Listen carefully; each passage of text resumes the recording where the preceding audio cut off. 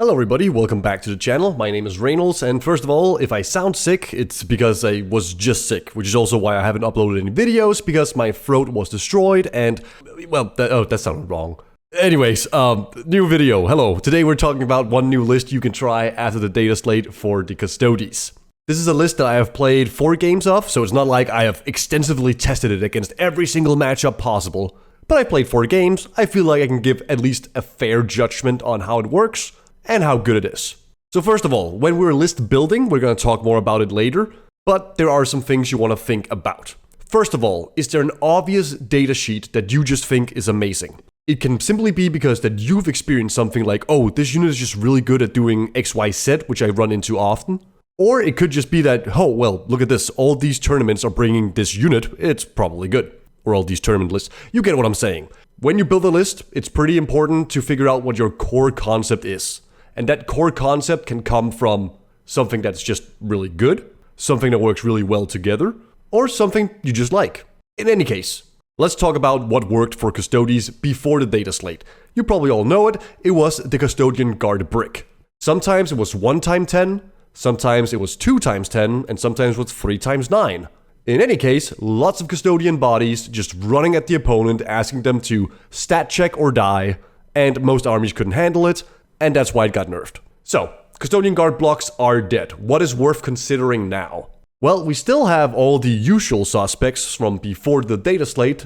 Custodian Guards, Wardens, Allarus. These are all still super solid choices. They are just, ever so slightly worse. Because they cost more points, or you can only take 4 or 5 of them. Whatever the case be, these are still good choices. However, it is also now worth considering Venatari, Witch Seekers, and the Land Raider. Witch Seekers was already something that I had tried out in a few lists, and they felt fine. They have a scout move, you could usually complete an action or 2, turn 1 if you drew certain secondaries, such as like deploy teleport homers or whatever. And for that they worked fine. They could also be used as back objective holding units, with their flamers. They're not going to kill anything big, but they could kill, who knows, gargoyles coming in from deep strike or anything like that. So in that regard, they are absolutely fine. And now they're cheaper, which means they're even more fine. Venatari went from costing like 76 points per model to 66 points per model. They are still the second most expensive Custodian model point for point, only the Allarus on screen being more expensive. However, they are now at a price point where they are worth considering. They move 10, which is very fast for Custodes. They have fly, which does mean they can go over enemy units, doesn't matter as much, but it's still nice. They are infantry, which means they move 10, go through walls. So unlike our Custodian bikes, the Virtus Praetors, which are still terrible, don't take them, you can just go straight through a wall instead of having to go around the wall. They have lance, which means that they are wounding on 2s against most targets that the normal Custodian Guard would go into, which is like, infantry plus sized, I suppose.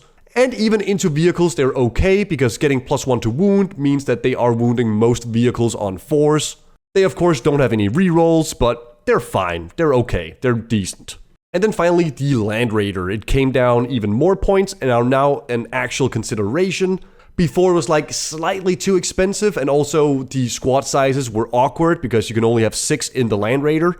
But you wanted to take the, 9-man Custodian Guard with a character, and it was like, I can't fit that in here. I don't really know why I should put something in the Land Raider. But now that most unit sizes are limited to 5, it's worth considering. And it's also cheaper. So those are 3 units that I would now consider more than before. Vigilators also went down in points, and they're still fine. Their melee is decent. The issue is getting them into melee. And also, why would you want to bring sisters into melee when you could bring a Custodian into melee?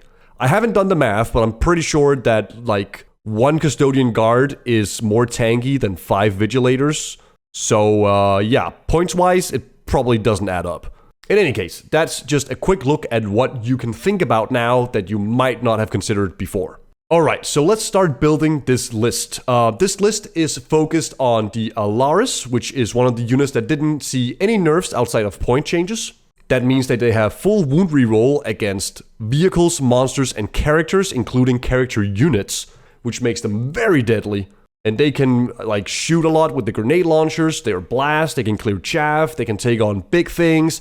They're just overall a really good unit. To make sure these guys perform, because they are expensive at 70 points per model, we're including a shield captain. Now, shield captains, and many other captains for that matter, got a nerf in the fact that they cannot use every single stratagem for free. Fight first can no longer be used for free. However, you can still use +1 to wound, which is very nice because you have full wound reroll most likely anyway. And you can also use -1 damage for free. And those two strats alone are probably worth including a shield captain with the Allarus if you want to take this many Allarus. I think the breakpoint is 5 Allarus. If you're bringing 5 Allarus, at that point you're kind of like needed to bring a shield captain to make sure they perform. I could be wrong about that. That's just, my opinion. And then finally, we have the Venerable Land Raider, because, whoa, would you look at that? 5 Allarus plus a shield captain, that's 6. That fits inside a Land Raider.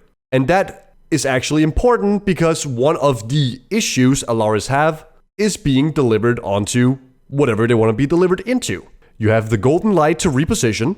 That's great. You can start in Deep Strike to get where you want and then Rapid Ingress. That's also great. What I have found, however, is that Custodes usually don't have enough threats coming from Deep Strike that your opponent doesn't have just 3 chaff units to completely stop your Deep Strike. I'll talk more about that later when we show an example in Tabletop Simulator, but I just found that, I can have these 6 Terminators in Deep Strike, but when they come in, it's like the best place I can put them, they're still probably 11 inches away from a target I actually want to charge. So I Rapid Ingress them, I move 5, I clear whatever wall chaff is in front of me, and then, after that, I probably still have a 9-inch charge. And in that case, I'll probably need another turn to get to the target I actually want to charge from Deep Strike, making it completely pointless. So, how can we fix their slow movement? Because if you just start them on the board and they just move 5, it's also going to take a while to get where you want them.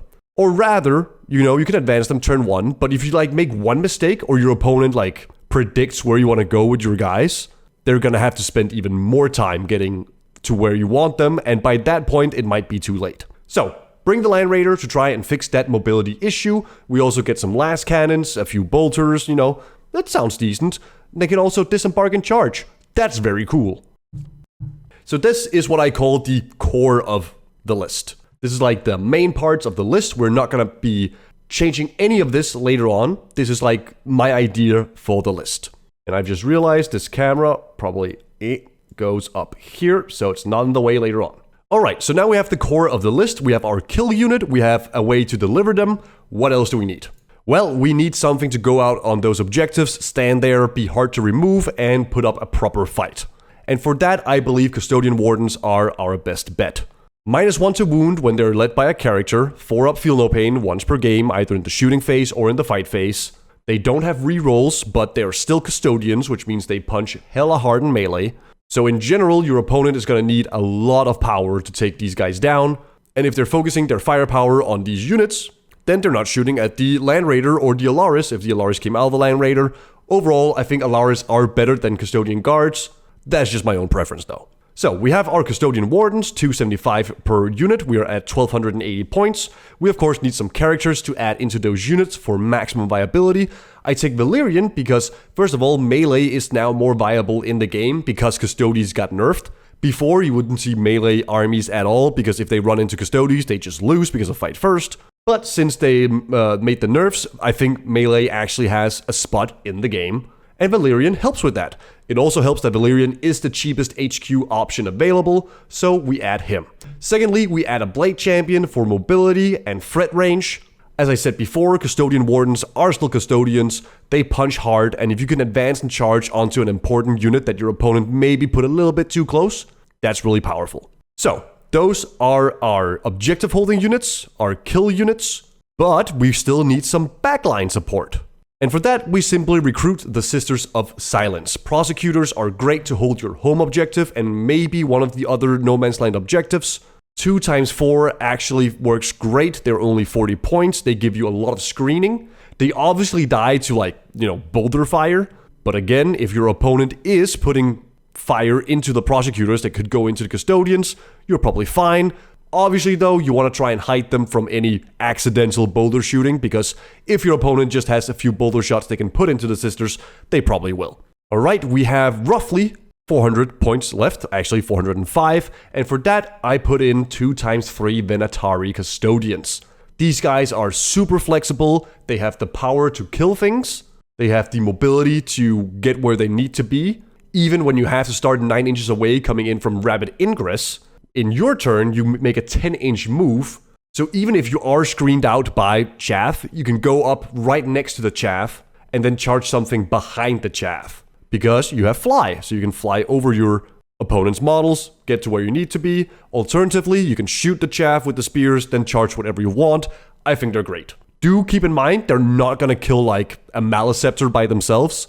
They're gonna need some support for that. But they can reasonably take out like a 5-man Marine squad, even with Armor of Contempt. They're pretty good. They're pretty good.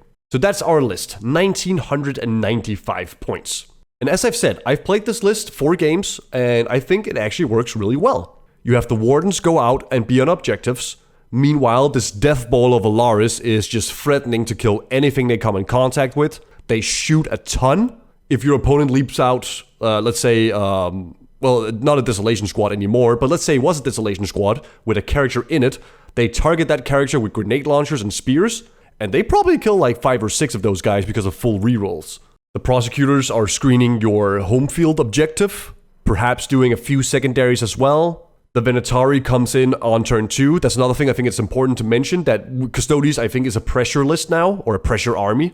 It doesn't really work super well to just sit back and wait for your opponent. You kind of need to run at them. So your opponent's turn 2, you rapid ingress these guys and you get them, into enemy units, or to do actions or hold objectives, whatever you need. They're very flexible. And then you have a Land Raider for a little bit of anti-tank shooting. Not a lot, but a little bit. Alright, now that I've explained the list, I also want to show you some weaknesses of the list that I have found. And to do that, we're going to go into Tabletop Simulator. Alright, here we are in Tabletop Simulator, and I'm going to demonstrate a few things that I've learned about this list. Let's start off by looking at WTC tables. Now, depending on where you live in the world, you will play on different terrain. Maybe you're playing at your local game store and you just have, fluffy terrain. And it's just like, oh, it goes there, and let's play. If you're more of a competitive player, you're probably following one of the normal formats. So UKTC, GW standard terrain, or the WTC, which is what I mostly play on. So let's go ahead and load up a WTC layout here. Let's go ahead and take the Sweeping Engagement medium map. I usually play on medium layout terrain maps for the WTC, mostly because we don't have enough terrain to run RTTs or tournaments at a heavy table. So, a medium table it is. Let's load it in. Alright, here it is. This one is meant for the Sweeping Engagement deployment zone, so let's find that one. There it is. And the mission, yeah, let's just say it's whatever mission where all the objectives are in the field. We don't have to worry about, swapping objectives out, whatever. So, we have a deployment zone here, and we have a deployment zone here. Great. Awesome. Let's just get right into it. The Land Raider is too damn fucking thick. It's so damn thick that in fact, I believe on this map and on 5 other maps that I've checked, medium tables, the Land Raider has one place where it can fit through, and it cannot go halfway past the board. Let me show you what I mean. So, the Land Raider. Let's say we deploy the Land Raider right here. Actually, like right there, right on the line. Okay, it's our turn now. So let's just remove the lines to make it easier to see. We have now deployed the Land Raider. Let's get moving. We have 10-inch movement. So, we can go all the way over there. Wrong. So first of all, we need to go like, 0.5 inches up to the wall. Then we need to spin it. That's probably going to be like, let's just say 1.5 inch. So we use 2-inch movement so far. Now let's go 0.5 inch to the right. Let's go forward. We're at like, let's just say 3 inches of movement. 4.5 inches of movement. Spin again. That's 0.5 inch of movement. Go forward. I've already lost track, but let's say 5 inches of movement. Oh, and would you look at that? Our sponson is clipping through the wall. So you know what? You probably could get through here by spending all your movement, and you would go from starting at the red line, and you'd probably end by being like, there. Alright, so that is not an option. Alright, where else can we go? Let's try over here. Let's see. Alright, deploy here, move forward, and nope, let's see. We cannot fit through there at all. There is no chance in hell. We cannot go through here either. The wall's going to block our cannon. Alright, so last place to check would be over here. Let's see. Oh, would you look at that? We can fit through here. Awesome. Alright, so let's go this direction. Oops, we have to deploy over here. And then we move 10 inches, like so. And that's our movement. So we spent our entire movement deploying over here. And we got all the way over there on turn 1. Alright, turn 2 comes around. Our turn again. You know what? Fuck it. Let's say we advance. Let's add 6 inches to our first turn's movement. So, we go all the way out, 3.5 inch, and then we spin. Because obviously there's not enough space for us to get around here. So we spin. I don't even know. How much does it cost to spin a Land Raider? Oh, look at that. It's 4.5 inch. Alright, awesome. We have 3 inches to work with. So we cannot even give a full spin. We can give like a partial spin. Let's go like that. Alright, turn 2 now. Let's go to our next movement phase. Alright, let's go forward and... Oh, nope. We're too thick. Alright, so we need to move forward. Some more spinning. Go a little bit down. And now we can go forward. Let's just say we used, I don't know, 4 inches of movement there. So we can go 6 inches forward. There we are. Alright, turn 2 and we've made it 12 inches outside of our deployment zone. Great. Turn 3 comes around and oh boy, now we have some options. Let's get moving. So let's see. Can we fit a Land Raider through this part right here? Well, looks like we cannot. Cannons, too fat. Alright, let's see. Land Raider can go through here. No, doesn't look like it. So, of all the options we have with the mighty Land Raider, we can spend 2 turns to get to this point. Alternatively, if the Allarus just, deployed here, advanced turn 1, let's just say they rolled an average of 8. Average of 8 inches. Oh, would you look at that? We made the exact same fucking distance as the Land Raider. And of course, you could deploy it up here and then, move, 3 inches forward.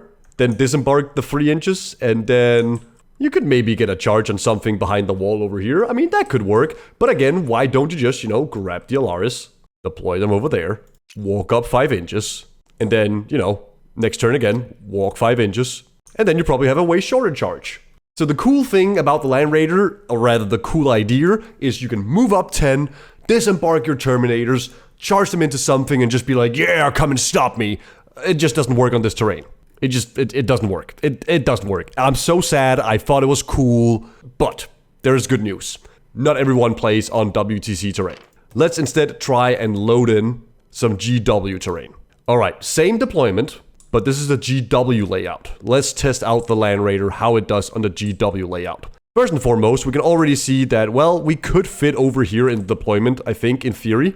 But we cannot go this way, so that's a no. Alright, how about going through here? Can we fit through this part right there? Nope, not really. Can we deploy right here?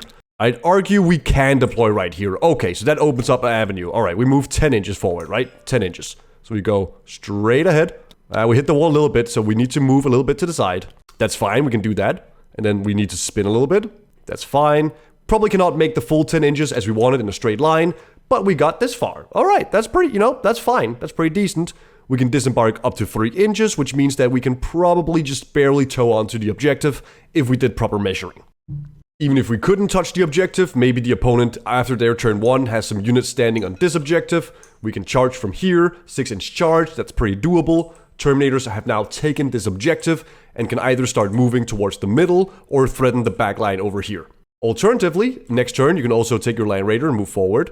The Terminators then walk into the Land Raider again, and then turn 4, which is obviously a little bit late, but the Land Raider can now move 10 inches all the way up here. The guys can disembark 3 inches, and then you can start charging. It's a 9-inch charge, but I mean, this is the back line, right? It's the home objective. And remember, you're not just playing with the Land Raider. You also have your Wardens. You have your Venatari coming in from rapid ingress. It could be, behind this wall. It could be over here. Lots of options. That was one route for the Land Raider to take. Another route, very obviously, is just putting it right here on the line. Move 10 forward. Maybe just, maybe just advance it. Let's just say you roll the 6, just because you're lucky. You go here, alright, you have line of sight, you can pew-pew something there, or maybe pew-pew something there. If you want to, the Allarus can disembark over here, maybe make a charge onto something there or there. And all I'm really trying to say in this probably way too long ramble is that the Land Raider is actually pretty good on certain terrain layouts. On WTC, I just don't think it works. Maybe on a light terrain table. I've only tested on medium terrain tables because that's what I usually play on and what I see most tournaments use. But on a GW terrain layout, the Land Raider is totally viable. Alright, it wasn't just to show off the Land Raider, there's a few other things that I want to talk about. I see a lot of people talking about how you cannot screen with Custodes, and to a certain degree, you are right. If you're playing against Tyranids and they just have, 30 units, you're not going to be able to screen against all of them. However, you can screen fairly effectively just by using 2 4-man units of prosecutors. So let's say we want to hold this home objective and we want to make sure there's nothing deep striking into our base. Let's start off with our first Sister of Silence. We put them there. 2-inch coherency. We want to make sure we don't get line of sighted. So you see this wall is tall enough that this girl cannot be seen. She can be seen from like exactly here, but that's probably fine. And then this girl, we probably don't want her touching the terrain. We don't want her to be get line of sight from anywhere over there. And then the same for this girl over here. You know, something like that. All right, so that's the first unit. This unit is now holding this objective. So in theory, we don't need to worry about holding the objective. Then we have the other unit of prosecutors. Now remember, we need to think about this as a 9-inch you cannot go here aura. Of course, they can rapid ingress, can't really do anything about that, but at least they have to rapid ingress further away. So you can see this one 4-man girl squad has more or less screened this entire corner of the board. And you can see we're missing like a small part over here, which we probably want to screen because otherwise they can get line of sight. My point being that you can actually do a lot of things with just 2 4-man squads. So we can see the 9-inch bubble goes to over here. So our first unit in the, or first model in the other unit goes something like that. And we can just go something like this, there, and there. All right. So you can see here, let me remove the deployment zone line just to make sure, or just show it better. You can see with just 2 4-man sister squads, we have denied roughly 31 inches. Actually, probably better do it down here. Roughly 40 inches of the board. And then if we go up, it's probably like, what, 20-ish inches? Yeah, so something like 40 by 20 inches of the board have been denied by 2 4-man units. Now, obviously, you need to consider having them in places where they cannot be shot. This unit is pretty safe from shooting, but they can, of course, be seen from here. We can fix that a little bit by moving this girl inside there. Now, our opponent will have to deploy all the way up here to be able to get line of sight. Obviously, they will not be allowed to do that because they need to stay 9 inches away. Same for the unit over here. Obviously, we would like them to not get shot at from something coming in from deep strike over there. So we could probably put her something like that. And then this girl a little bit closer, so coherency starts becoming maybe a little bit of an issue. But hopefully you get my point. 2 times 4 sisters is great for just holding your home objective and also providing a screen. Then we have a warden squad. Let's go back to the deployment zone, sorry. Let's have a warden squad deploy, you know, right on the line here. Let's just pretend the sister is just a little bit further back. Let's say this is the squad with the Blade Champion. So they can re-roll their advances, they can re-roll their charges, and they can also advance and charge once per game. Then we have another unit of wardens. Let's say these guys over here. Let's say we put them something like this. Oh no, sorry, we actually need the Land Raider first, probably, to see where it fits.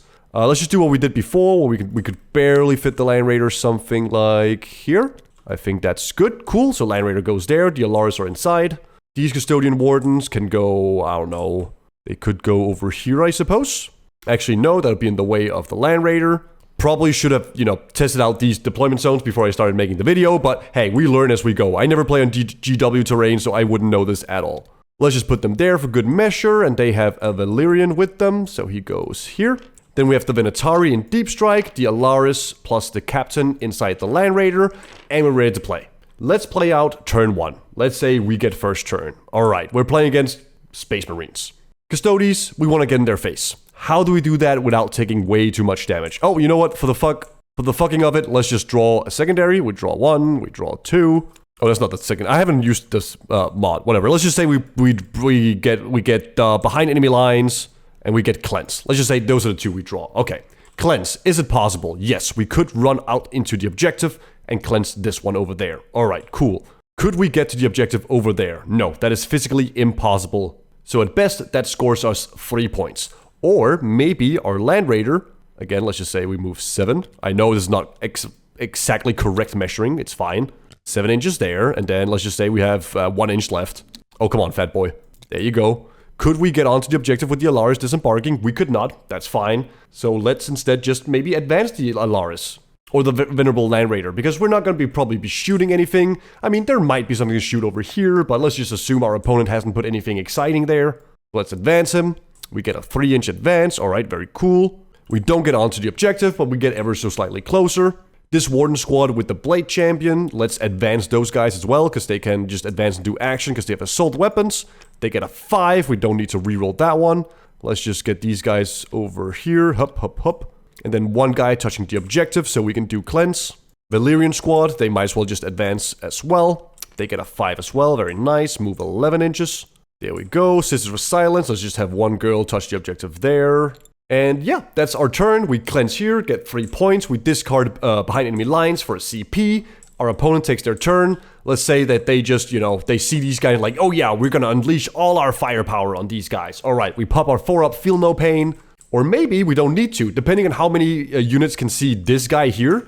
Maybe we just say, okay, we take the shots, this guy dies, you can no longer see me. This does deny us some primary points, but I think that's okay. So let's just say this guy dies. All right, boom, he's out. And then let's say the Land Raider takes some shots, it doesn't die, it goes down to, I don't know, 7 wounds, it doesn't really matter.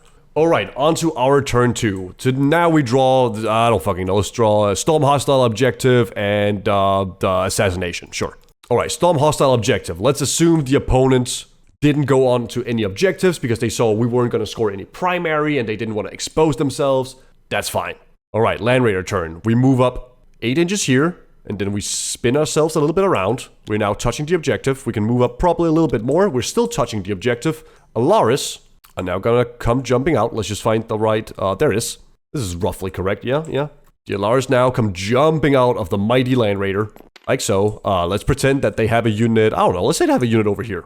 Oh no, wait, we just said something was shooting at the Wardens from over here. So you can probably have a charge target here, maybe you can shoot something else, who knows.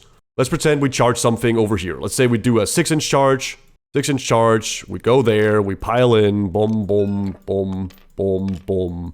Just like that. We kill whatever we're in combat with because we're Custodes. Meanwhile, the Blade Squad champion, they might as well advance. They can advance and charge. Let's just see how far they get. A 3, you know what? Let's just pretend here. Okay, so a 3-inch, that will get me 9 inches over here. Let's say the opponent had a unit standing somewhere behind here. A 7-inch charge. Am I willing to take that risk? Yeah, I probably am. But if I weren't, I could try and go for a reroll. I roll the 4, so I get ever so slightly closer. 10-inch. Alright, let's just say these guys, let's just, we can reroll charges, we can advance and charge. Let's just say we make that 7-inch charge. We get to pile in, let's say these guys are based. This guy has to come over there. This guy goes, maybe he can fit right there. Blade Champion might not get in there, that's fine. Oh, we could have used the strat to revive a Custodian Warden to make our charge even easier. Meanwhile, the Valyrian squad, now, we're not on this objective anymore. Alright, so what do we do? Oh yeah, we have Venatari and Deep Strike, so that is an option. We could just be like, okay, I'm willing to sacrifice my Venatari to hold this objective, so they go there. Otherwise, these guys, let's just say they advance, they roll a 9 on average, or they roll a 3 on average, so they move up. They'll just go like this. Again, I'm not doing like, oh, we should be in cover, of course, if you can, whatever. Alright, so we don't need to use the Venatari there, but maybe we want to use the Venatari over here. Alternatively, we don't come in with the Venatari, we simply wait for the opponent to go here and then, rapid ingress, 9 inches away, our movement phase next turn, go 10. So you know what, let's just pretend we do that. So yeah, Allarus killed something here, these guys probably killed something here. We cannot consolidate onto the objective, but this is, again, this is very theoretic. This is turn 2. You have Allarus squad, Warden squad in their deployment zone.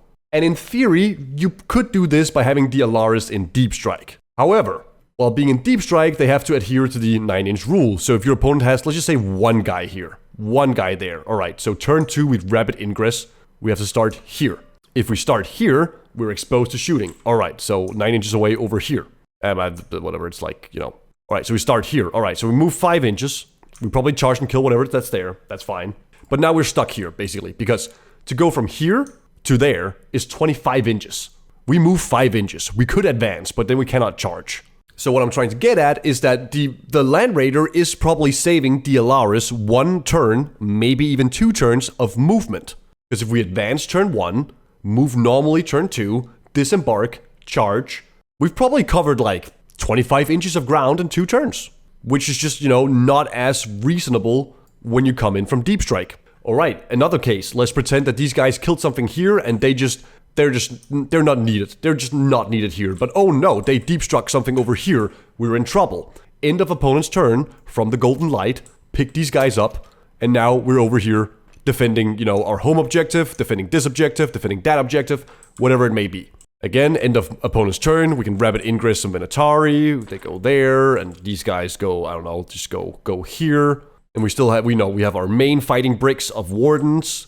We have our Allarus Custodians, which started as like, assault force, and have now turned into more of a defensive force. And the Venatari, we can use them for mission play, we can use them for killing, we can use them for defensive purposes. etc, etc. I know this wasn't the most clean example because I don't have an enemy army set up and I didn't care for like a lot of small basic things like, oh, obviously I'm gonna lose more than probably one Custodian Warden, depending on what I'm playing against. My whole point is, the Land Raider is cool. Allarus are cool. They work well together if the terrain can fit a Land Raider. Woo! Alright, this turned out to be a much longer video than I had ever expected it to be. If you've made it this far, thank you so much for watching, and go ahead and give the list a try. Make some changes to it as you please. And if you have any suggestions for another list I should take a look at, let me know in the comments below and I'd be happy to do so. Join the Discord if you feel like it, and I'll see you in the next one.